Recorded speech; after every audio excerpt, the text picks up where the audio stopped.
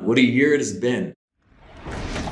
And when I think about this year, I mean, I immediately think about all the mistakes that I made, all the bad decisions that I made, all the failures, if you will, the learning lessons, but also the good decisions and the things that went well. And for me, this reflection of both ways is very, very important because every year it's helped to establish a good feedback loop of being able to learn from mistakes and being able to apply those lessons to future decisions in future years.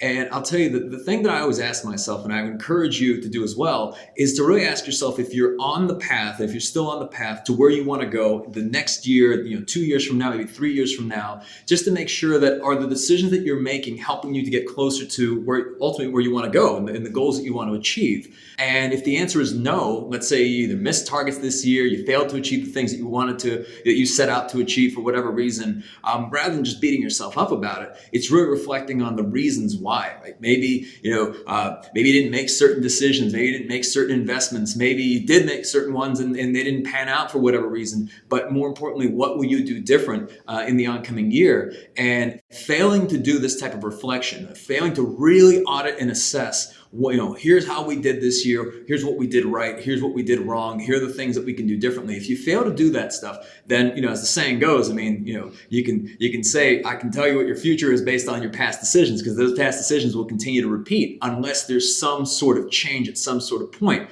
Now, the worst thing to do, the absolute worst thing you could possibly do, let's say you didn't achieve the things you set out to achieve this year, let's say things are a mess for whatever reason, simply setting sail and going on vacation and coming back January 1 or January 2 or whatever it is, and then hoping for that year to be better, is fairly unlikely.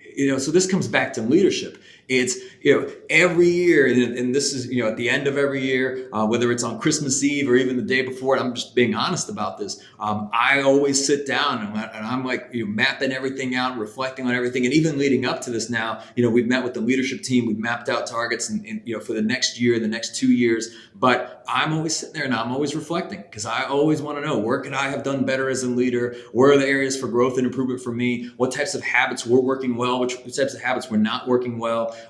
It's a good opportunity for adjustment. And you don't have to do this at the end of a year. I mean, you could do this at any point throughout the year, but it is a good break point if you're operating on like a January to December fiscal year, of it basically saying, all right, well, here are the things of what we're going to be doing differently in the new year, because 2022 really doesn't start in January. I mean, if you're really doing it right, you're planning that stuff through the previous year and putting that stuff in motion already, because it takes time to get an initiative going. It takes time to hire people. It takes time to train and develop people. All these things take time to put in place. So there's always a ramp period. There's always a time frame where you go from the idea to the execution of it. So if you're doing that stuff already in 2021 for 2022, that's great. I mean, you're already getting a head start. But if you're not, and if you didn't achieve the things you set out to achieve this year, really take an honest assessment as to why. And accountability is really owning the outcomes of your responsibilities. And if you're a leader, your responsibility is all the people who rely upon you, whether it's your team members, your clients, your family, and so on. So as we all know, there's the life that everybody else can live, but sometimes as the leader, there's the late night at the office, there's the Saturday, Sunday, whatever it takes to make sure that you're setting everybody else up for success.